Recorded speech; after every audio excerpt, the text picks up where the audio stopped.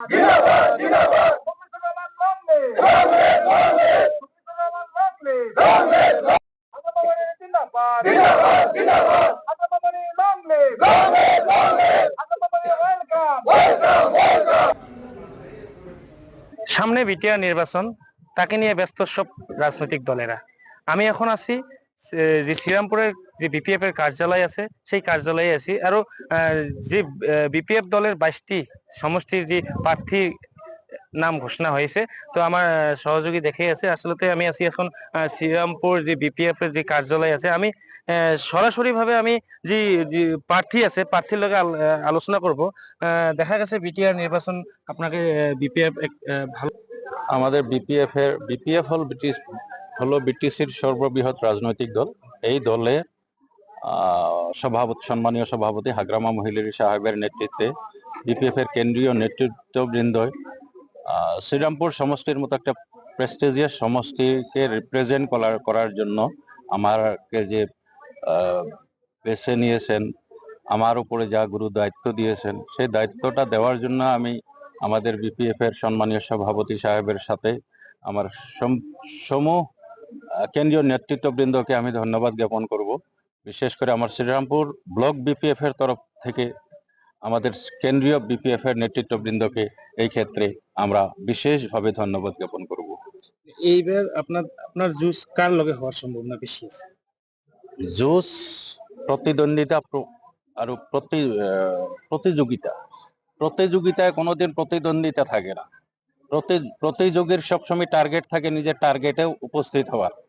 গতিকে আমরা Serampore block BPF হিসাবে শ্রীরামপুর সমষ্টিতে আমরা কাউকে প্রতিদ্বন্দ্বী হিসাবে আমরা ভাবি না।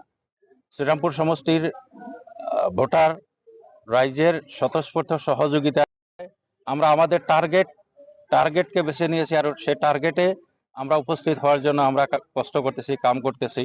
তো আমাদের টার্গেটটা আমাদের মেন টার্গেট, আমাদের যেটা লক্ষ্যস্থান সেটাই আমাদের মেন টার্গেট। এখানে আমরা কাউকে প্রতিদ্বন্দ্বী হিসাবে আমরা ভাবি না, আর আমাদের কোনো প্রতিদ্বন্দ্বিতা আসছে হিসাবেও আমরা ভাবি না। কি সুবিধা দিবেন? আজকে মাটির সমস্যাটা বিটিসিতে খালি সংখ্যালঘু না, প্রত্যেকটা জাতি জনগোষ্ঠীরই মাটির সমস্যা একটা জ্বলন্ত সমস্যা। হাজার হাজার পরিয়াল আছে যারা নাকি মাটির সমস্যায়, জ্বলন্ত সমস্যায় ওনারা বহুত দিন ধরে একটা আতঙ্ক প্লাস মানুষের মধ্যে একটা অনিশ্চয়তা একটা রয়ে গেছে, সেটা আমরা অনুভব করতে পারছি। আর সেই অনুভবটাকে সারগত করেই আমাদের দলীয় নেতৃত্ববৃন্দ হাগ্রামা মহিলারী সাহেবের নেতৃত্বে আগন্তুক নির্বাচনের জন্য 5টা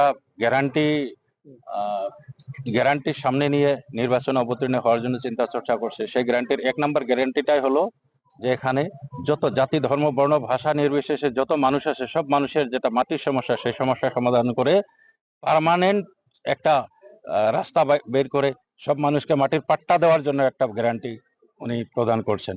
গতিকে সেই পাট্টা দেওয়ার যে সিদ্ধান্ত, সেই সিদ্ধান্তটা আমরা কার্যকরী করতে পারলে বিটিসির কোনো একটা জাতি, ধর্ম, বর্ণ, ভাষা নির্বিশেষে কোনো মানুষের এখানে কোনো মাটির সমস্যার সমাধান সব সমস্যার সমাধান হবে, কারো কোনো সমস্যা এখানে থাকবে না। আমরা বিপিএফ হিসাবে সেটা রাইজের প্রতি প্রতিশ্রুতিবদ্ধ, আর রাইজের সেবায় আমাদের সব থেকে বড় মোটো। ঠিক আছে, ধন্যবাদ থাকলো।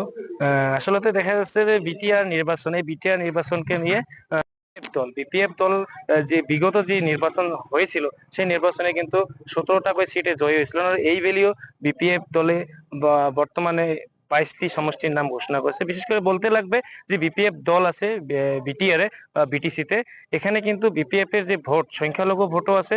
বিশেষ করে সব জনগোষ্ঠীর ভোট এইবার বিপিএফ এর কাছে আছে। আর বিপিএফ যে গোসাইগাঁওর যে আশেপাশে যে 7-8টা যে সমষ্টি আছে তাতে কিন্তু ভাল প্রদর্শনী জবাবও করছে, আর এইবারও করবে বলে বিপিএফ কর্মীরা দৃঢ় বিশ্বাসী।